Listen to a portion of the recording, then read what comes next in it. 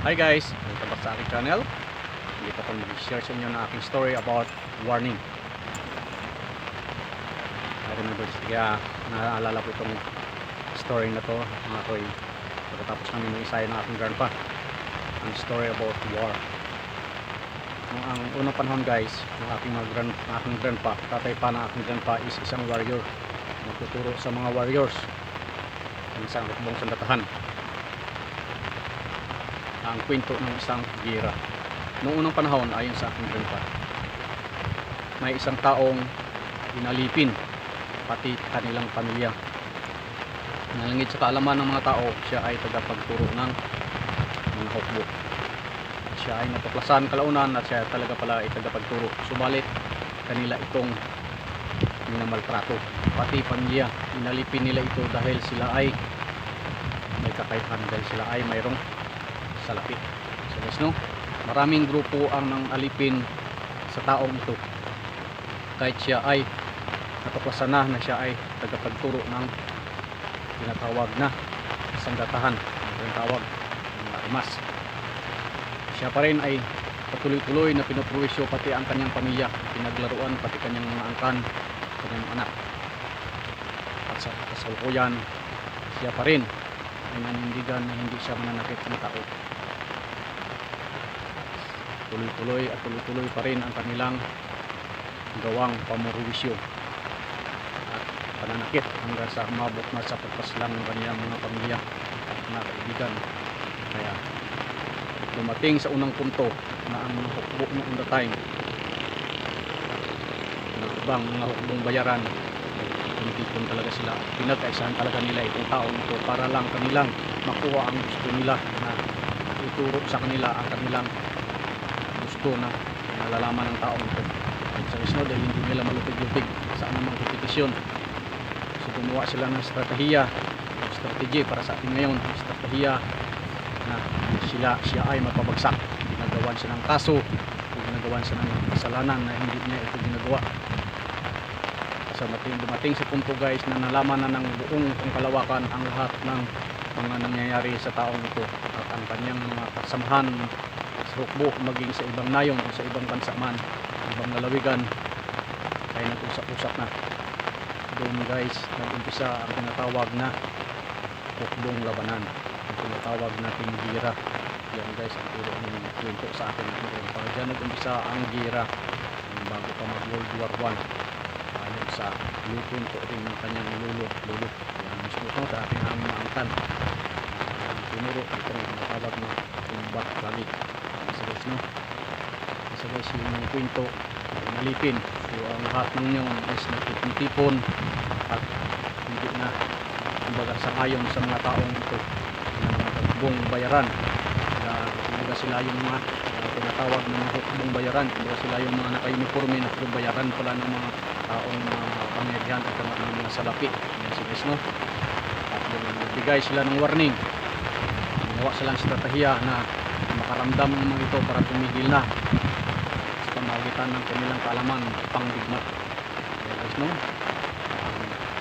Ang digmang estratehiya, kumbaga hindi nila alam na sila pala ay dahan-dahan ng nililikom. Kaya marami na rin napaslang sa mga hukbong bayaran, pero hindi pa rin sila tumitigil sa pagparamdam na yun ng mga hukbong silatahang mga warriors, mga veterans ng unang panahon. Tuloy-tuloy pa rin sila kanilang pamumulisyo. So guys, no, kaya clear na ang pinunong sandatahang hukbo na gumawa ng digmaang pangkalawakan ayon sa punto ng aking ulo. So guys, no, gumawa sila ngayon ng estratehiya para ipuntak ang iba-iba pang mga lalawigan na yun sa iba pang bansa, ng mga tagapagturo ng tawag ng pangdigma. Dito nila yung mga taong matitino, kumbaga sila yung mga taong karapat-dapat na turuan ng panghukbong labanan. Ang mga taong bayaran naman ng hukbong bayaran, sila naman ay patuloy lamang sa pagpakaligaya, pananakop, pagmumuha ng salapi ng may salapi, kanila talaga itong ginusto. Yan sa guys, no? Yan guys ang history ng aking grandpa na marami pa akong ikwento pa sa inyo regarding sa hukbong labanan, kung saan nag-umpisa ang hukbong labanan o ika nga bira. So guys, no, doon nag-umpisa ang World War ng una pang panahon. So guys, kaya nung panahon na yon, umpisa na magligma o ika nga maglabanan nayon sa nayon ang mga taong ito, dahil hindi na guys matigil ang kanilang panlulupig ika nga pang kasamaang personal na yung intention. So guys, no, so kaya yung taong hukbong sandatahan ito nga na nanlulipay ng mga ng kanilang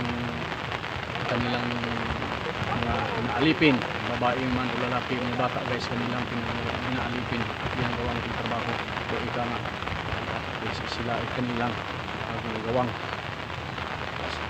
utusan guys, no? At sila ay tuloy-tuloy sa panlulupig at dumating ng punto na dumating na itong hukbong labanang panlulupig. So guys, no, yun guys, nag-isa ang hukbong labanang panlulupig. So guys, no, nasa sobrang kasampan na at nilupig na nga ito, gumawa na nga ng estrategya ang mga hukbong sandatahan at ang mga veterans warrior para labanan itong mga taong ito.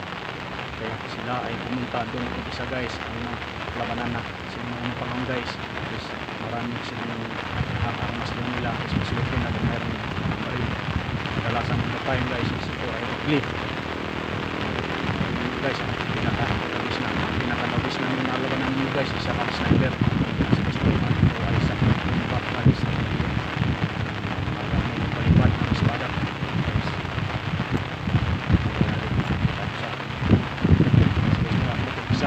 Isa ang labanan ng malawakang panghimaan ang tawag nilang World War in the time.